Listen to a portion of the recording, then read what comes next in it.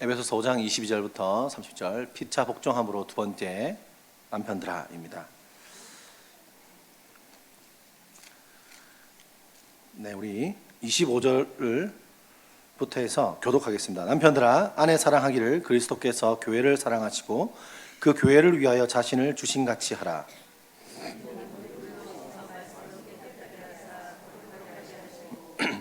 자기 앞에 영광스러운 교회를 세우사 티나 주름 잡힌 것이나 이런 것들이 없이 거룩하고 흠이 없게 하려 하심이라.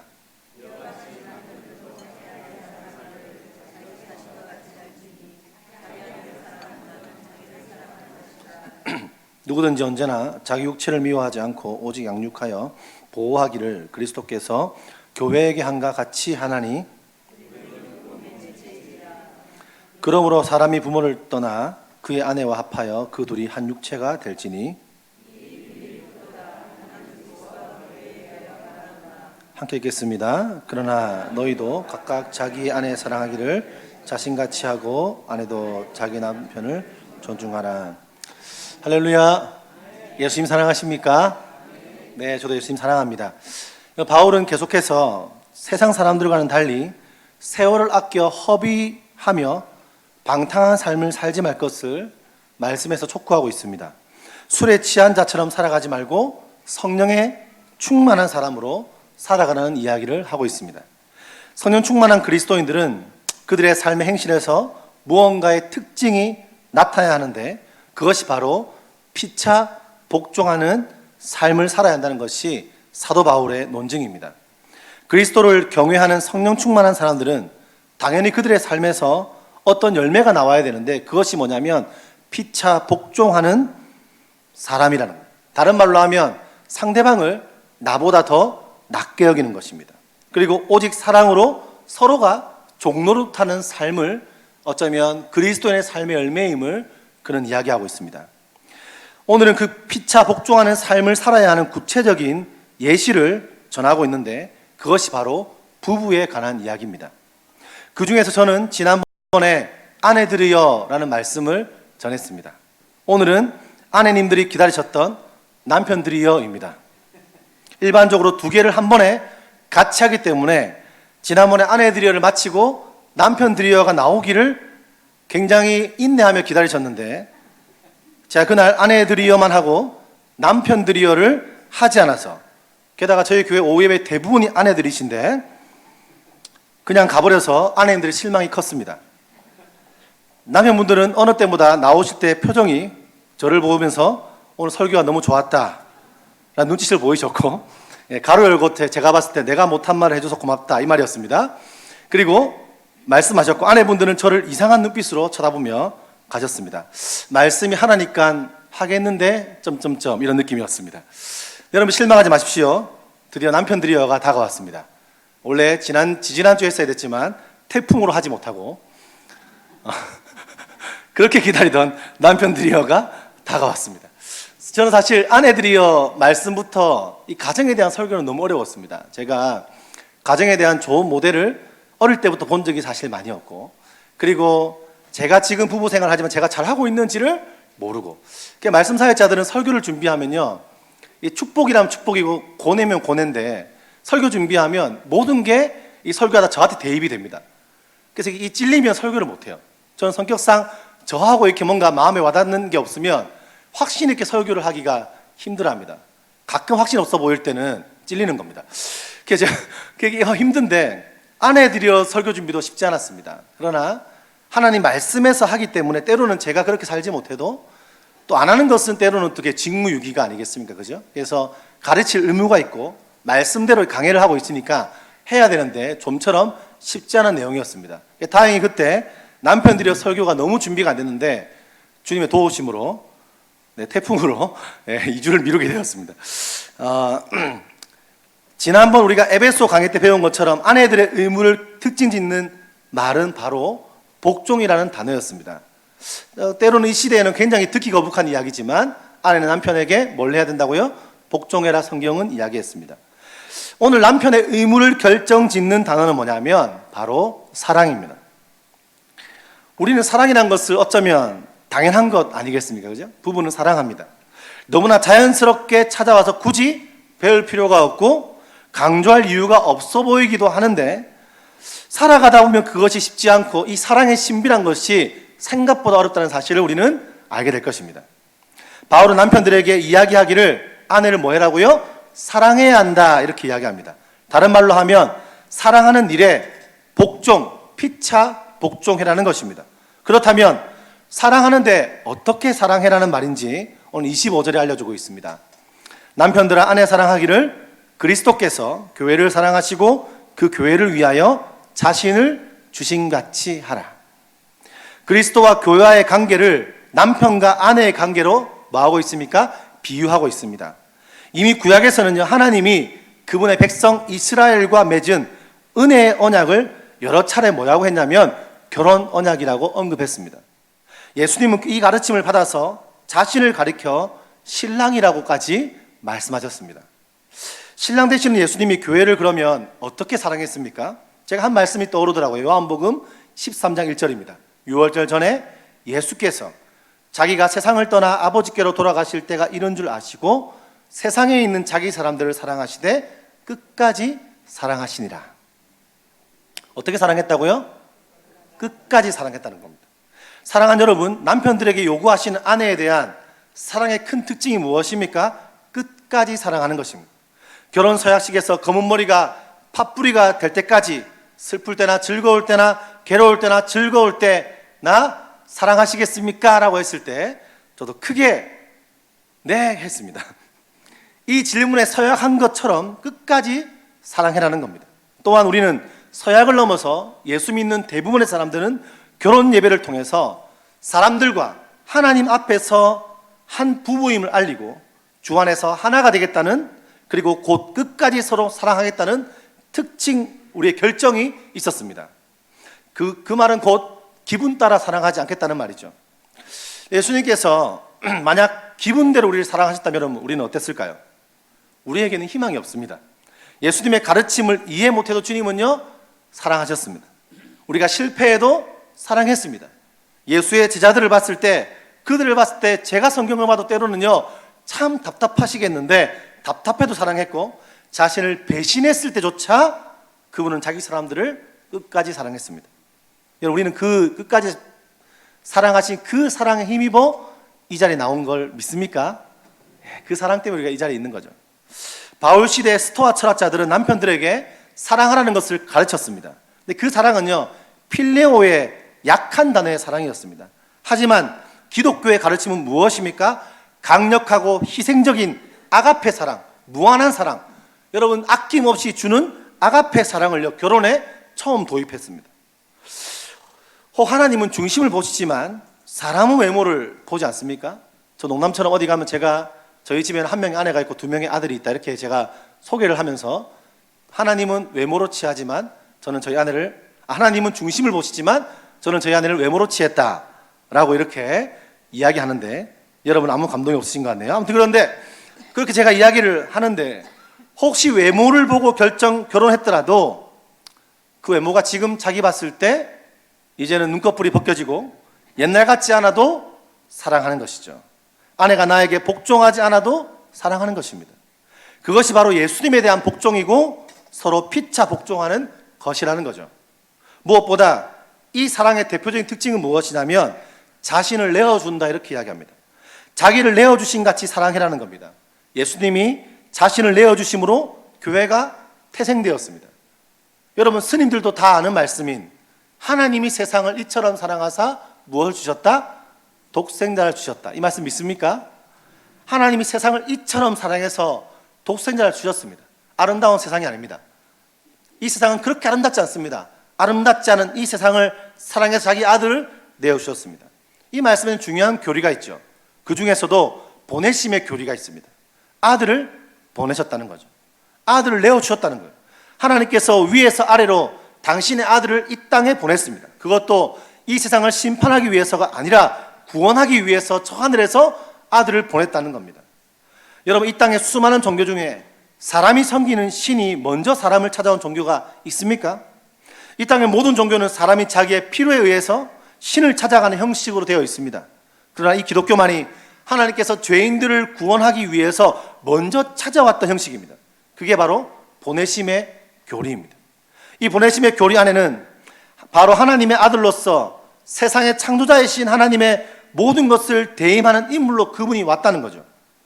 요한복음 3장 17절에 아들을 보내셨다는 것은 아포스텔로, 그것을 해석해보면요, 내어 쫓다, 유기하다라는 뜻입니다. 여러분, 유기한다는 말이 얼마나 무서운 말입니까? 아이의 엄마가 아이를 낳아서 버려버리는 것 안에도 유기한다는 표현을 씁니다. 예수님은 우리의 구원을 위해서, 여러분들의 구원을 위해서, 교회의 구원을 위해서, 교회의 탄생을 위해서 당신의 아들을 이 땅에, 이 세상에 유기했다는 거예요. 오늘 본문대로 하면 그것이 바로 내어줌입니다.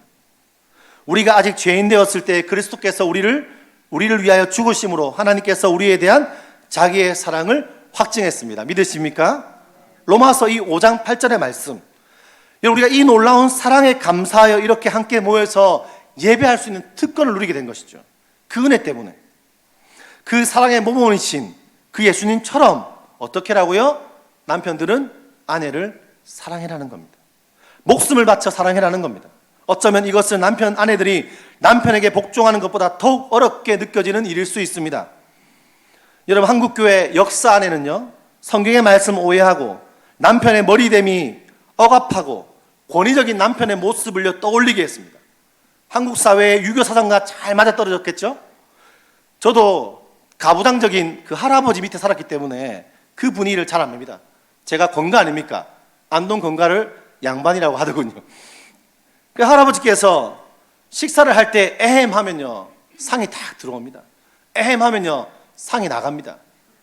이 반찬 딱 드시다가 이 반찬 별로네 이렇게 말씀하시면 그 다음부터 그 반찬을 저는 너무 좋아하는데 볼 수가 없습니다. 할머니는 부엌에 식사하기 일수였습니다. 요즘 들어서 가끔 그 모습이 부러울 때도 있지만 가끔 옛날 우리 어르신들이 참 좋은 세상에 사셨다 이런 생각이 들 때가 있지만, 요즘 우리는 너무 힘들다 이런 생각이 들 때가 있지만, 가끔 부러울 때가 있지만, 성경은 그렇게 말하지 않습니다. 예수의 머리됨을 바라보십시오. 그리스도가 자기 신부에게 구애하고 애정을 얻으러 그분이 오셨어요. 어느 정도의 주도권이 그에게 있지만, 하지만 좀 더 명확히 말하면 그것은 그리스도가 신부인 교회에게 생명을 준 것, 모든 섬김을 한 것, 발을 씻긴 것, 자기 모든 것을 내어준 희생을 의미합니다. 그게 예수 그리스도의 사랑입니다. 희생. 존 스토트 목사님은 그래서 이것을 이렇게 표현하더라고요. 짓밟는 것이 아니라 돌보는 힘, 지배하는 것이 아니라 섬기는 힘, 자아 성취를 좌절시키거나 파괴하는 것이 아니라 그것을 촉진하는 힘이다, 이렇게 이야기하죠. 그 희생적인 사랑을 보여주는 것이 바로 이런 교회 아니겠습니까? 예수 그리스도의 사랑 아니겠습니까? 구약에 보면 호세아 이야기 나옵니다. 그 사랑은 어떻습니까? 음란한 여자를 아내로 맡게 합니다. 그러나 아이를 놓았던 그 아내가 또 호세아를 버리고 떠나버립니다. 내가 은혜를 주었는데, 음란한 여인을, 거들떠보지도 않는 여인을 내가 아내로 맞이했는데 어떻게 됩니까? 떠납니다. 하나님 뭐라 하십니까? 무엇을 말씀합니까? 어떤 사랑을 요구합니까? 다시 찾아가서 어떤 수모를 당하더라도 다시 그 아내를 찾아오라, 이렇게 말합니다. 그게요, 하나님의 사랑, 예수 그리스도의 사랑입니다. 사실 이 사랑을, 사실 남편들의 사랑, 혹은 아내들의 사랑, 이 부부의 사랑을 어떻게 그리스도의 이 놀라운 끝없는 사랑과 비교가 됩니까? 성경은 보면 볼수록 너무 초라합니다. 우리가 우리의 한계를 알고 우리 사랑의 깊이를 알지 않습니까? 얼마나 얇은지. 여러분, 이게 부부 간에서만 얘기하는 거겠습니까? 성도들 간에, 여러분 직장의 동료들 간에, 가정에서 자녀들 간에, 혹은 누군가와 지나오면서 우리의 사랑이 얼마나 비상적이고 얼마나 얇고 얇은지를 여러분 알 겁니다. 그래서 하나님의 사랑과, 우리가 로마서를 읽고 있지 않습니까? 로마서를 읽을 때마다 우리의 사랑이 얼마나 부족한지를, 그 끝없는 사랑을 볼 때마다 우리가 참 초라하게 느껴질 때도 있습니다. 놀라운 것은, 영광스러운 것은 뭐냐? 그 초라한 사랑을 그리스도의 사랑과 하나님이 비교하신다는 겁니다. 바울은 남편들에게 사랑에 대해 가르치면서 말합니다. 이 부부관계의 진수에 대해서 말하고 있죠. 30절에 이렇게 말합니다. 우리는 그 몸의 지체임이라. 31절에 그러므로 사람이 부모를 떠나 그의 아내와 합하여 그 둘이 한 육체가 될지니. 여러분, 오늘 본문에서 부부 생활의 가장 큰 특징을 무엇이라 설명합니까? 부부는 뭐라고요? 둘이 아니고 한 몸이라는 겁니다. 이게 너무 중요한 겁니다. 내 것과 네 것이 아니라는 겁니다. 너무나 위대한 선언입니다. 남편은 아내가 자신의 몸의 일부라는 사실을 알아야 한다는 겁니다. 또 그것은요, 자연스럽게 아는 게 아닙니다. 배워야 가능하고 가르침을 통해서 알게 됩니다.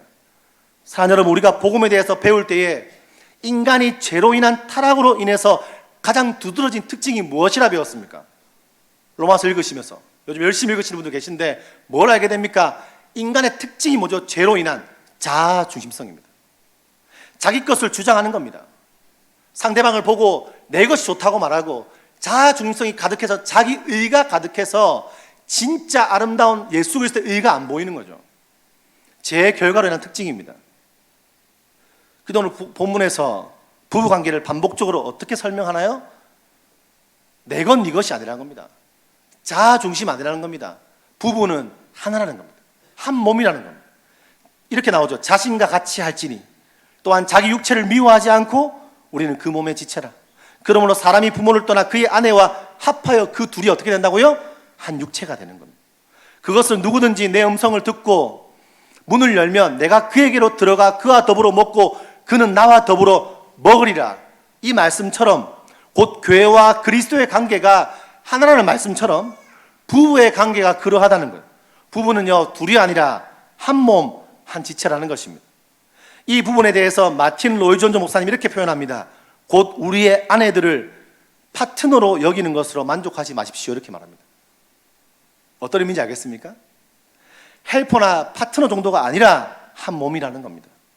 자기 몸이기에 자기 아내를 사랑하기를 어떻게 해요? 제 몸처럼 사랑해야 한다는 겁니다.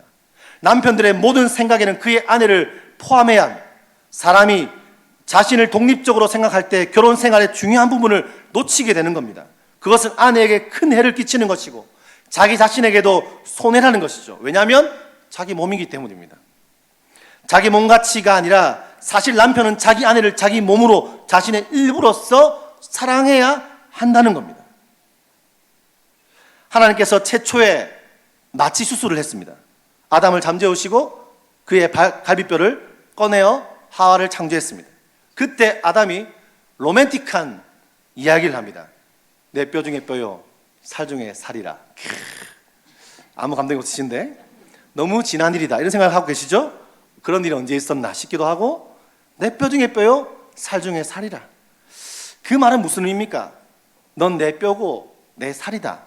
너 내 몸이다. 다른 말로 내 안에 너 있다 이겁니다. 그렇죠? 이겁니다. 한 몸이라는 겁니다. 이미 하나였다는 겁니다. 태생적으로. 참 로맨틱하지만 얼마나 부부가 이 사실을 잊고 삽니까? 생각도 못 해보고 사는 경우도 있습니다. 독립되어 있습니다. 여러분, 부부는 독립된 것이 아닙니다. 하나입니다. 하나이기 때문에 부부 간에 폭력이 있을 수가 없습니다.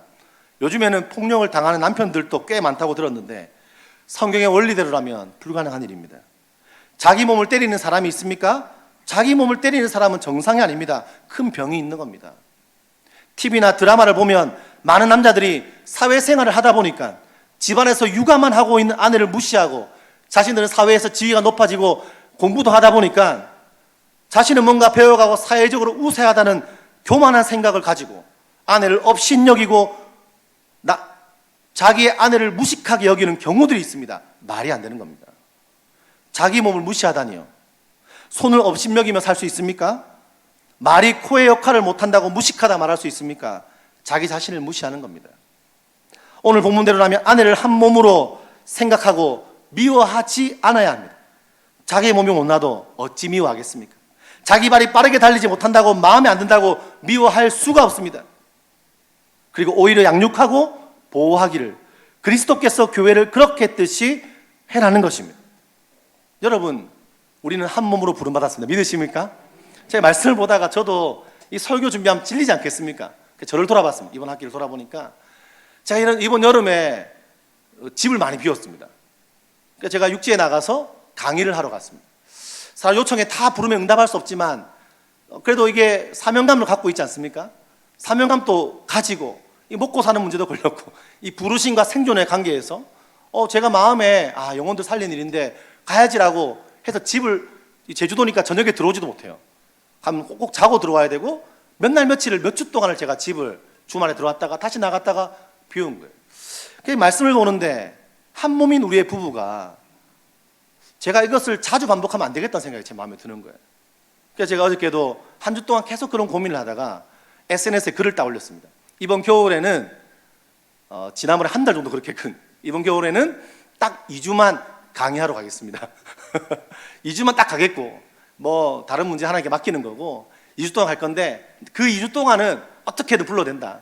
그렇지만 그 다음 시간들은 제주 안에서 하는 집회를 제외하고는 외부는 안 나가겠다라고 제가 SNS에 올렸는데 제가 그런 결정을 제 나름의 아주 작은 결정이지만 저는 말씀을 보다가 이런 생각이 드는 거예요.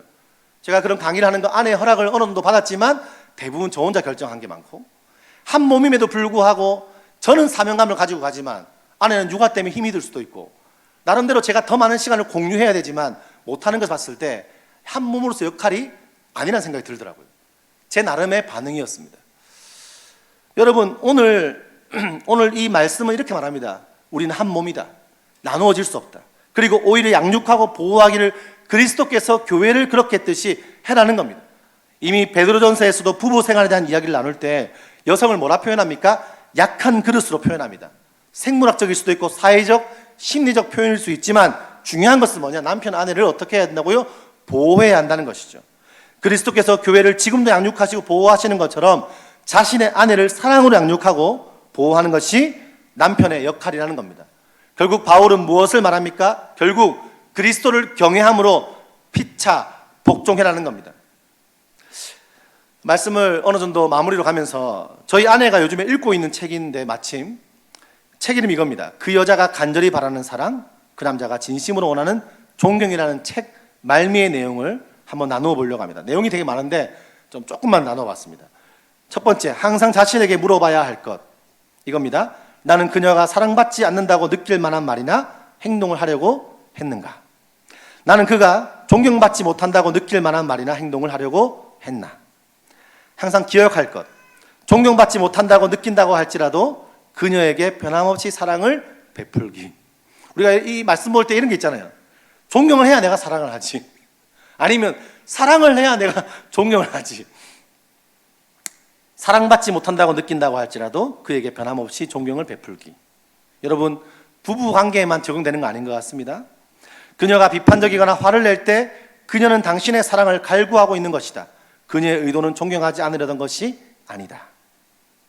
그가 거칠거나 당신에게 돌담이 될 때 그는 존경을 갈구하는 것이다.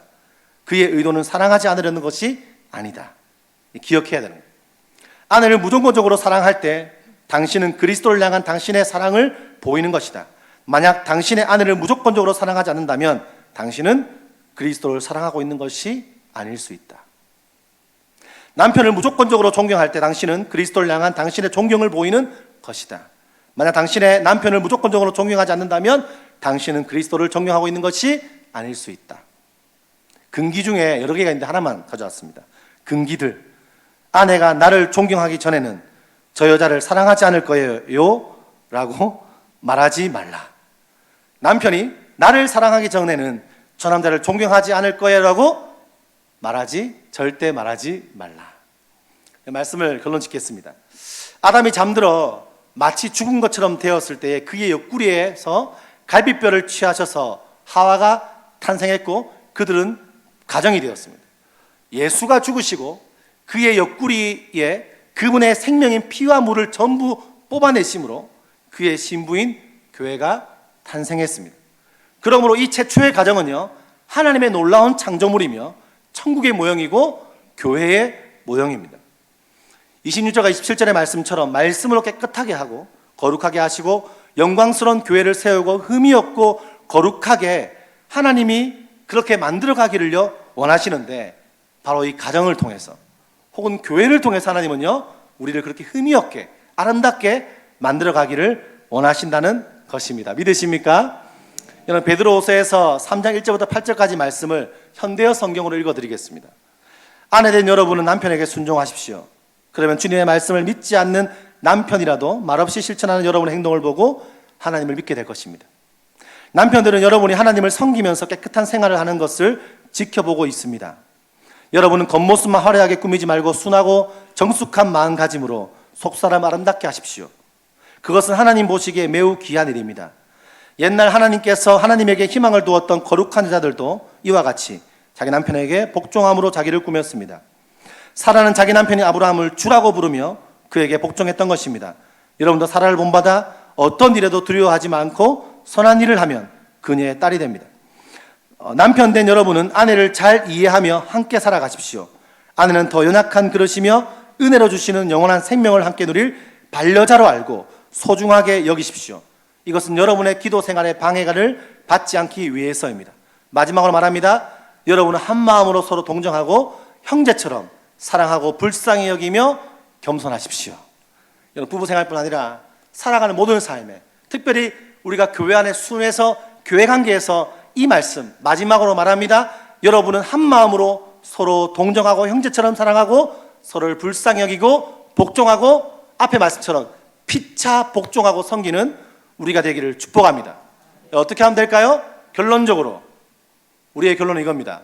한 주 동안 로마서를 깊이 읽으시고, 로마서를 깊이 읽다 보면 뭘 느낀지 아십니까? 저도 대학 때 로마서를 한참 읽다가 깨달은 게 있습니다. 읽다가 보면 이겁니다. 나에게 아무 소망 없구나. 하나님의 은혜와 하나님의 긍휼 없이는 나는 정말 한 걸음도 뗄 수 없는 존재이구나. 그 은혜의 깊이를요 느끼고 펑펑 울게 됩니다. 그 다음 남을 볼 때 어떻게 됩니까? 겸손할 수밖에 없습니다. 나를 나보다 남들을 더 낮게 여길 수밖에 없습니다. 왜요? 제가 예수 그리스도의 의와 그분의 은혜 없이는 도저히 살아갈 수 없는 존재인 걸 깊이 체험하기 때문입니다. 한 주 동안 그 말씀을 깊이 묵상하시면서 부부간에서 마음에 안 드는 게 있어도, 교우간에 마음에 안 드는 게 있어도, 마음속으로는 아이고 저 화상 이런 마음이 들지만 겉으로는 당신을 존경합니다, 당신을 끝없이 사랑합니다 말하며 여러분 가정에 천국 넘치는, 로마서의 의가 넘치는 한 주 되시기를 축복합니다. 함께 우리